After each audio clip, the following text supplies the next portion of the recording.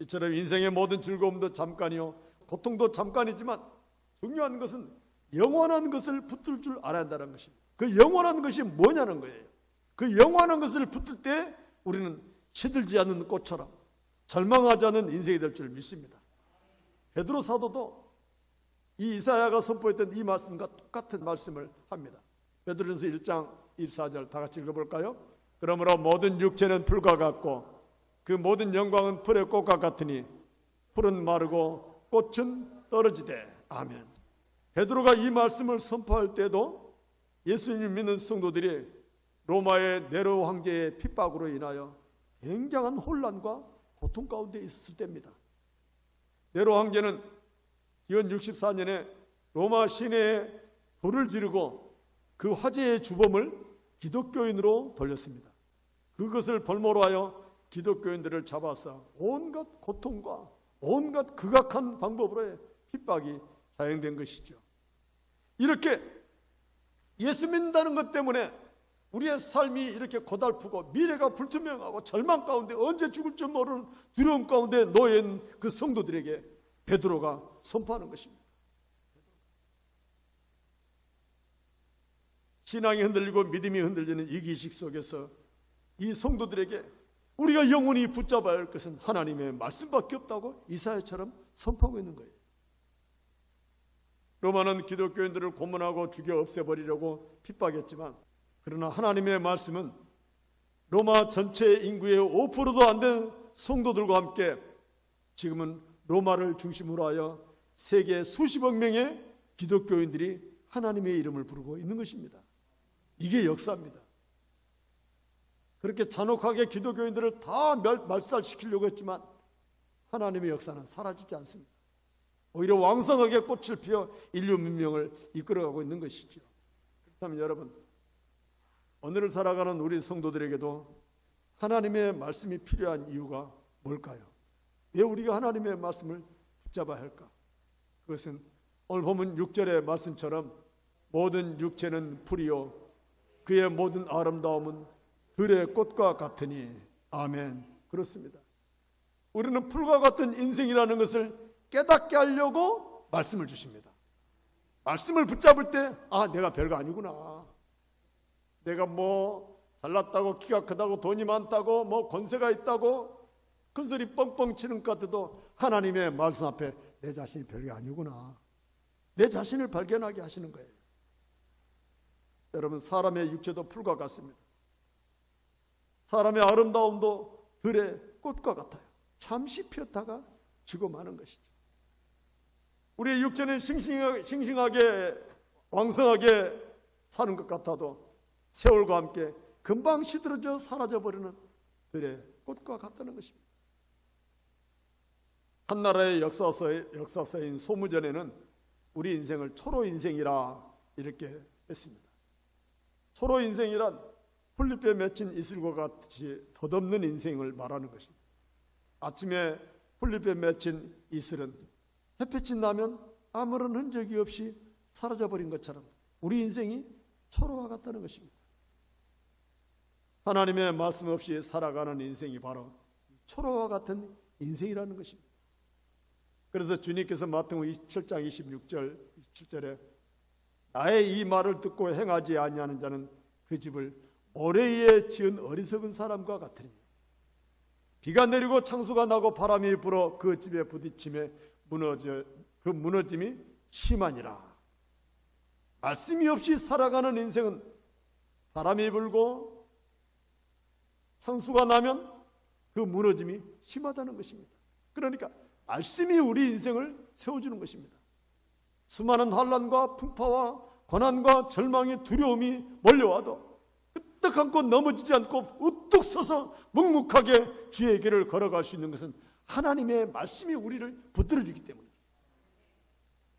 말씀이 우리를 세워주는 거예요. 가수 최유진 씨는 하수생이라는 노래를 불렀죠. 인생은 나그네, 덧없는 떠도는 나그네. 어디로 와서 어디로 가는가? 구름처럼 흘러 정처 없이 간다. 인생을 아주 적나라하게 잘 표현한 노래여서 많은 사람들에게 인기를 모아 대중가요로 가지 않습니까? 이처럼 우리 인생은 잠시 왔다 흘러가는 나그네요 들에 피었다 지는 꽃과 같다는 것입니다. 성경에도 위대한 사람들이 다 한결같이 나그네의 세월을 살았습니다. 야곱도 애굽의 왕 바로 앞에서 내 나그네의 길의 세월이 130년이지만 참으로 허망하고 짭짤하고 표현했습니다. 다윗도 인생을 이방 나그네와 거류민이라고 표현하면서 내 날이 그림자와 같아서 희망이 없나이다 라고 시편에 고백합니다. 세상을 가장 화려하고 위대하게 살았던 솔로몬도 그의 전도서에 헛되고 헛됨이 헛되고 헛되도다 라고 표현하는 거예요. 이처럼 우리 인생을 풀의 꽃과 같다, 나그네 같다라고 표현하는 것은 그만큼 우리 인생이 덧없이 흘러가고 잠깐 있다 사라지는 안개와 같은 존재라는 것입니다. 이처럼 사람은 육체로는 아무것도 아니고 흔적도 없이 사라져 버릴 것이지만 하나님의 말씀으로 우리의 마음과 생각과 마음을 지키면 세워질 수 있다는 것입니다. 그래서 풀은 마르고 꽃이 시들면 여호와의 기운이 그 위에 불미라. 이 백성은 실로 풀이로다. 하나님이 불어주는 따뜻한 기운 때문에 시들어지고 말라버릴 수 있지만 동시에 하나님이 불어주시는 그 기운 때문에 꽃이 피고 열매를 맺기도 하는 것입니다. 하나님 때문에 살고 하나님 때문에 죽을 수도 있다는 것이죠. 그러므로 여러분, 하나님이 불어주시는 그 기운으로, 말씀으로 우리의 삶을 새롭게 세워갈 수 있기를 축복합니다. 전도 3장 20절 말씀에서도 다 흙으로 말미암았으므로 다 흙으로 돌아가나니 다 한 곳으로 가거니와 인생의 혼은 위로 올라가고 짐승의 혼은 아래 땅으로 내려가는 줄 누가 알냐라고 고백합니다. 하나님이 부르시면 우리 인생은 언젠가는 다 떠나간다는 것입니다. 오늘 젊고 싱싱하고 어여뻤던 얼굴들이 내일이면 주름살로 가득한 얼굴로 변하는 것은 세상의 이치입니다. 그걸 거부하거나 거절할 필요도 없고 거절할 수도 없습니다. 당연한 것이죠. 그러면 이렇게 덧없이 흘러가고 변해져가고 언젠가는 끝나버린 그런 내 인생을 붙잡고 무엇을 하며 살며 어떻게 살 것인가가 중요하지 않겠어요?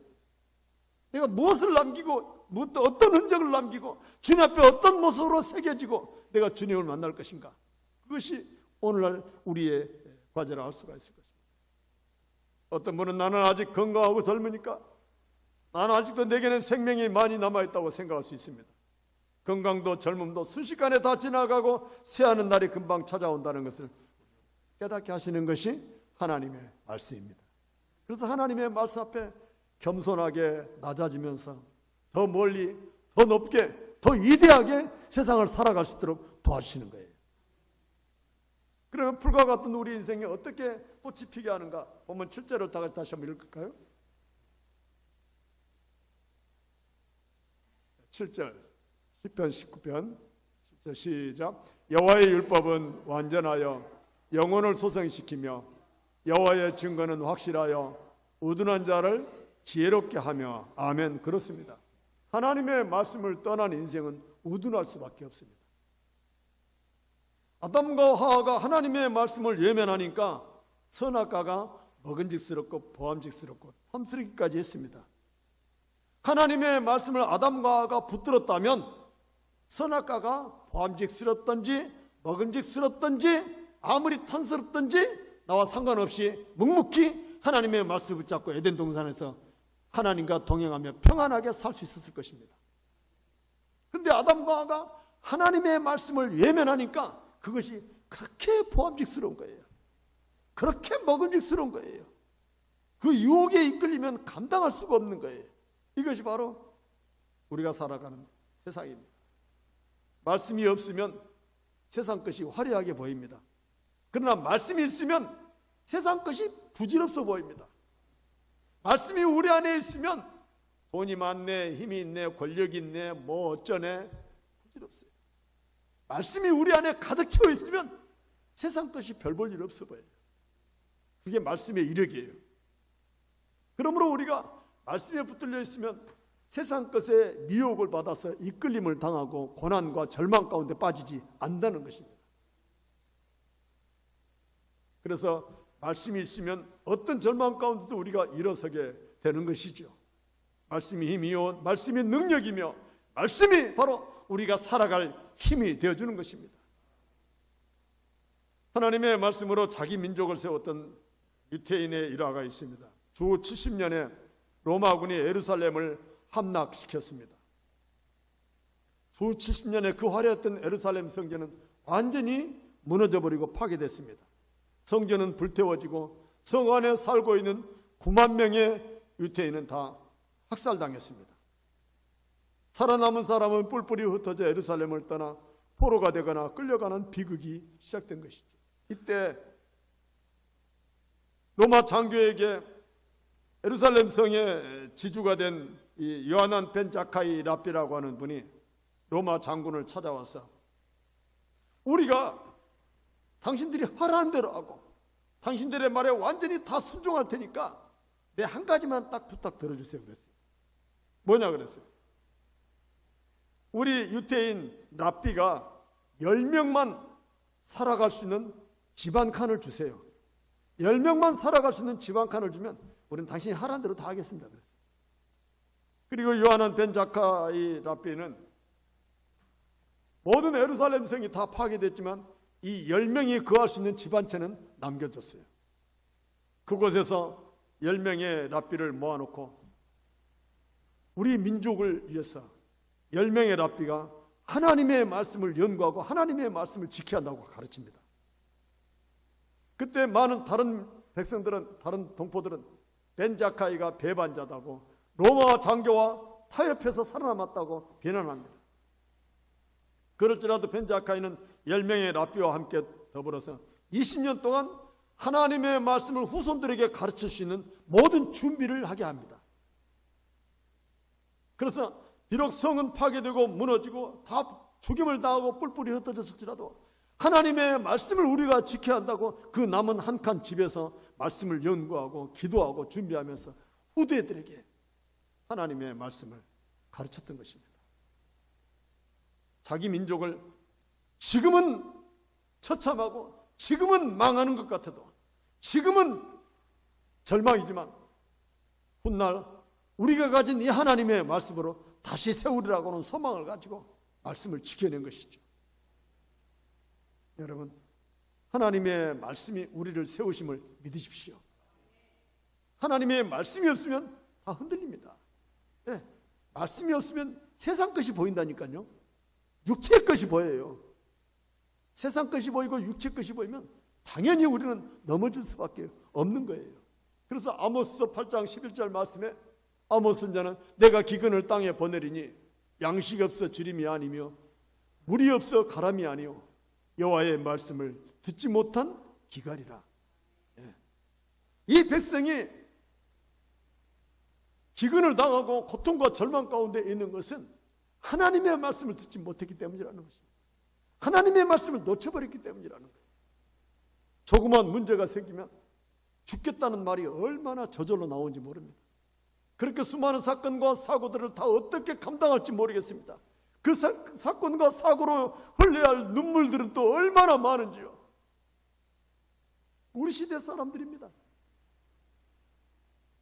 이 모든 문제는 여호와의 말씀을 듣지 못한 기갈임에도 불구하고 사람들은 하나님의 말씀을 외면합니다. 그러나 여러분, 여기 있는 우리에게는 희망이 있을 줄 믿습니다. 우리는 하나님의 말씀을 듣고 있기 때문입니다. 하나님의 말씀을 깊이 묵상할 수 있는 것이 바로 우리의 희망이 있는 것입니다. 어떤 절망적인 상황이라도 말씀을 붙잡고 일어서게 하실 줄 믿습니다. 그러므로 여러분, 우리의 삶의 형편과 상황이 어떠할지라도 상관없이 하나님의 말씀을 붙잡고 나아갈 수 있기를 축복합니다. 그러면 말씀의 비밀을 깨달은 우리들은 어떻게 해야 할지 오늘 보면 8절을 다시 한번 다 같이 읽겠습니다. 시작. 풀은 마르고 꽃은 시드나 우리 하나님의 말씀은 영원히 서리라 하라. 아멘. 그렇습니다.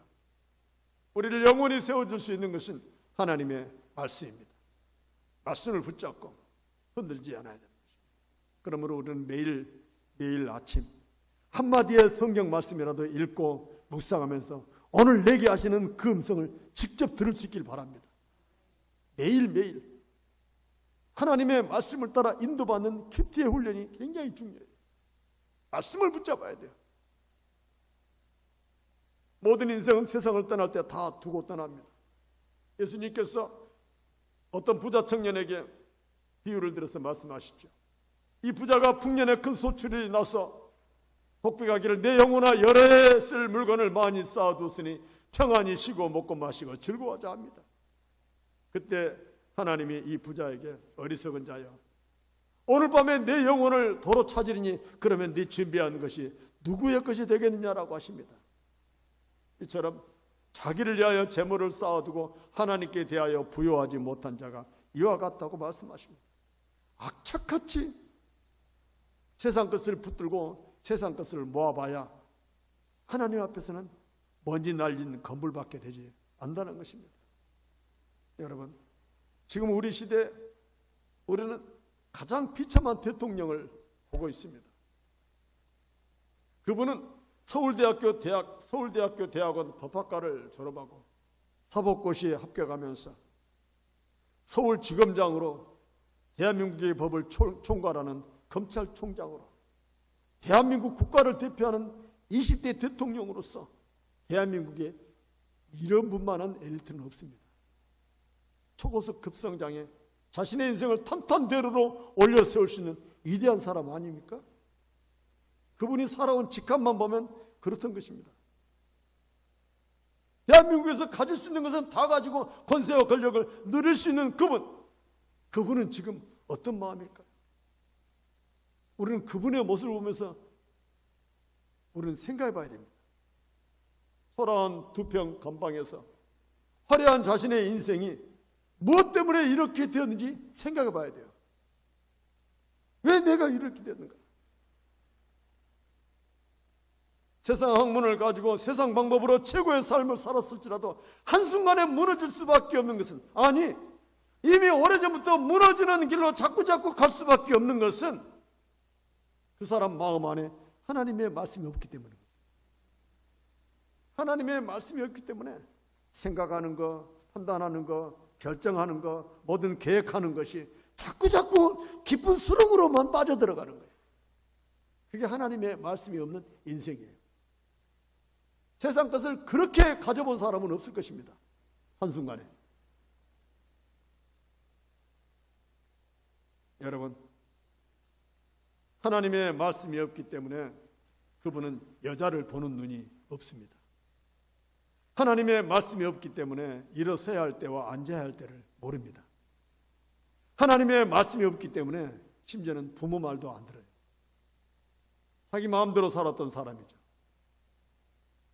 어느 분이 돈이란 돌아야 생명력이 있어 나도 살고 남도 살게 한다고 합니다. 돈을 쌓아두기만 하면 결국 그 돈이 자기를 돌게 한다라고 표현합니다. 돌아야 할 돈을 자기가 붙잡고 있으면 그 돈이 그 사람을 돌게 만든다는 것입니다. 오래 살 것처럼 생각하지만 인생은 잠깐이고 우리가 거듭난 것이 썩어질 것으로 된 것이 아니라 하나님의 말씀인 생명의 복음으로 우리는 다시 태어난 줄 믿습니다. 그렇다면 우리는 다시 옛날로 돌아가서 풀처럼 꽃처럼 시들어버릴 것들을 붙잡고 또다시 육신의 욕망과 탐욕을 쫓아 살 필요가 없습니다. 이제는 하나님의 말씀을 붙잡고 내 인생을 올바로 세워서 하나님의 뜻을 바라보는 저와 여러분 될 수 있기를 축복합니다. 우리로 하여금 이 땅에 살아가는 동안 주님 앞에 조금도 부끄러움 없이 온전하게 세워가시는 하나님의 말씀, 그 말씀이 나와 내 가정과 내 자녀까지 세워갈 줄 믿고 끊임없이 말씀을 붙잡고 나아가는 저와 여러분 될 수 있기를 축복합니다. 기도하겠습니다.